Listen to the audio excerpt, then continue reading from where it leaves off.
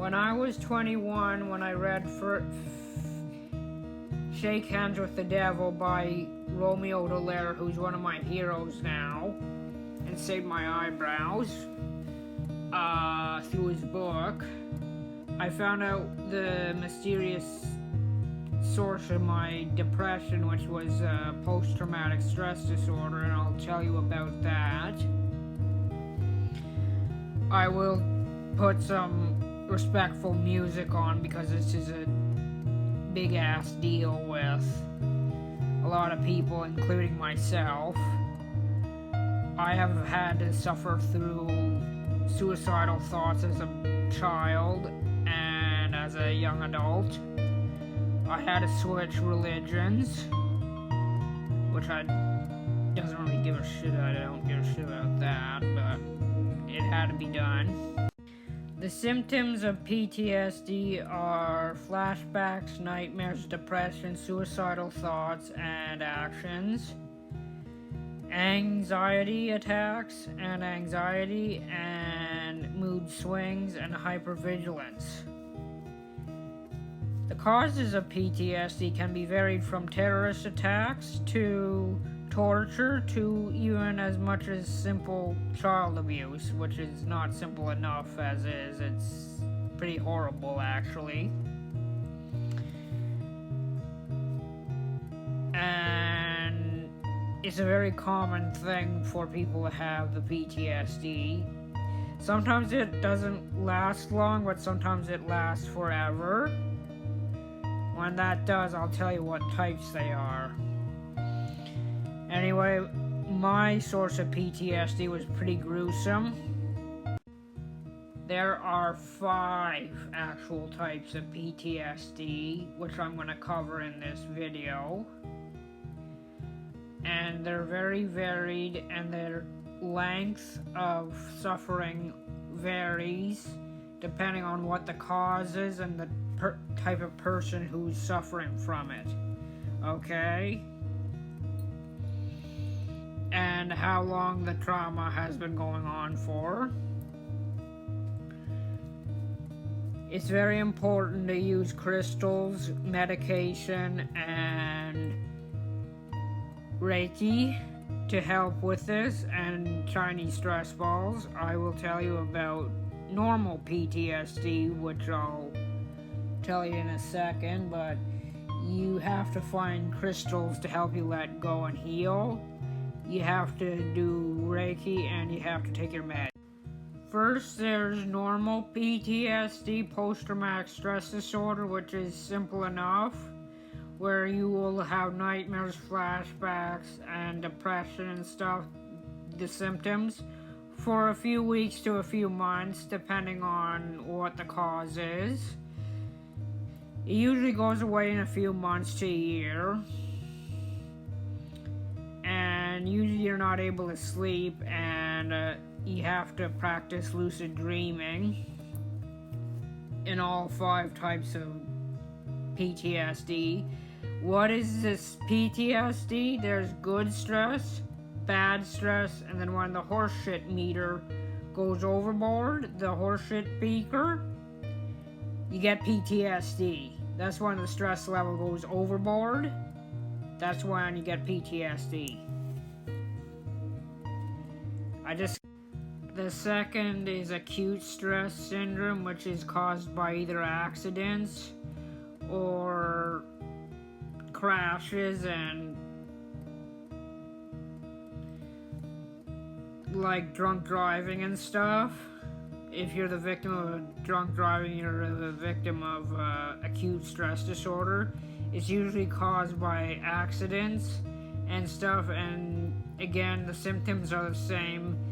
It may be a little bit longer than the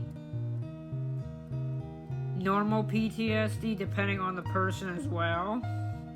This could take up for 2 years, actually, this one. And it can lead to depression and anxiety, and you do not want to drive, or you avoid things.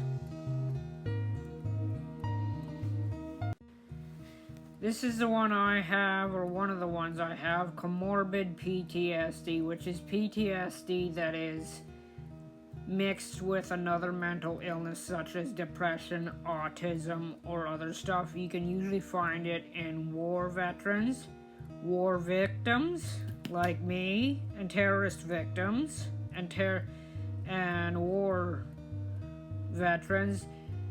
This can lead to self-destructive behavior and addictions if you, depending on the person and how they were raised. Like, I was raised not to be an alcoholic or drug addict, so I chose to be creative. That's my addiction. But I did have a self-destructive streak. But comorbid is mixed with either anxiety, depression, or autism. Comorbid PTSD lasts a lifetime, just so as you know. The second one is uncomplicated PTSD, or the fourth one is uncomplicated PTSD, which is caused by grief, severe grief.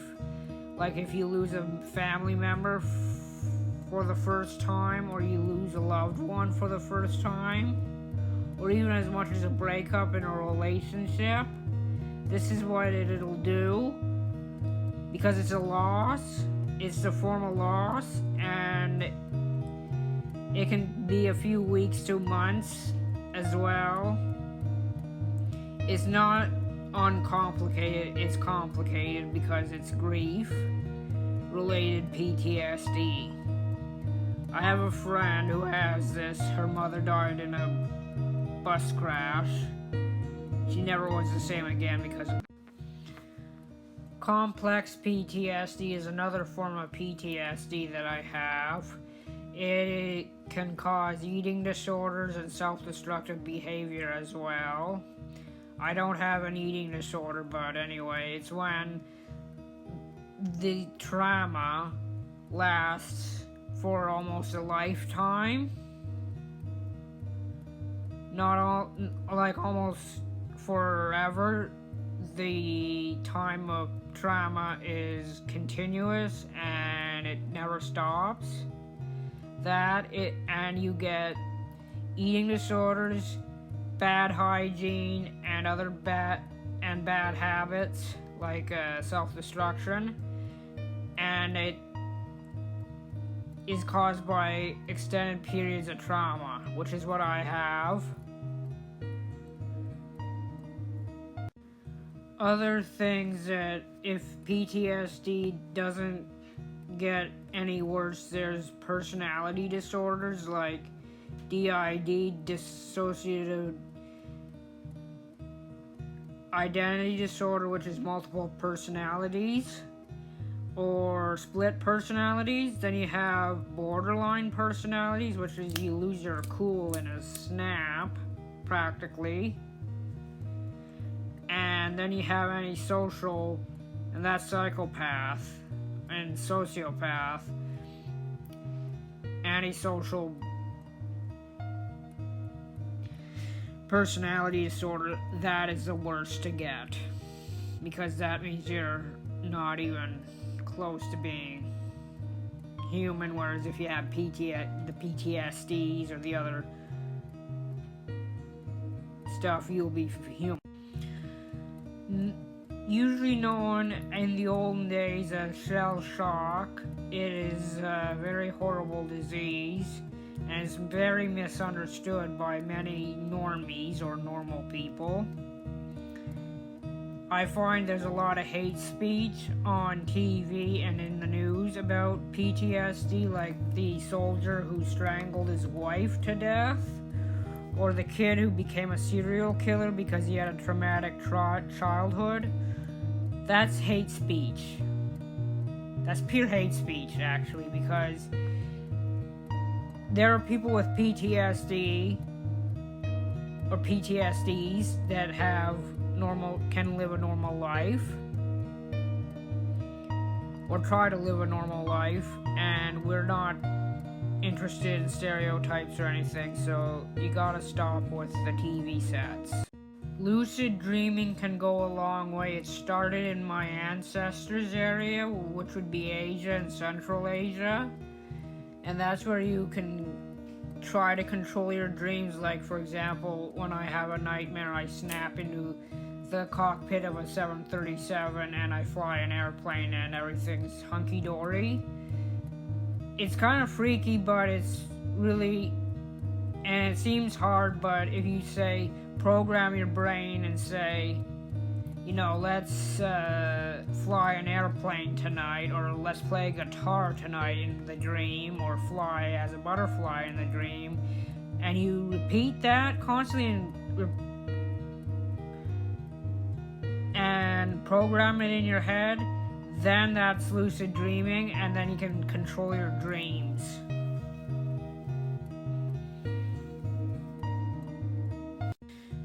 To combat the TV set and the news media hate speech towards PTSD and the other PTSDs, I am going to be climbing Mount Everest when I'm around 50 or 60. So, and that's no fucking joke. I'm actually going to climb that fucker to make people aware and to accept people with PTSD like me, who can live a normal life, who don't kill people. Most of us are very peaceful people, and I want to illustrate that by climbing Mount Everest. That's a big feat, I know, but that's something I want to do. Because the TV set has too great of a influence on everyone's minds.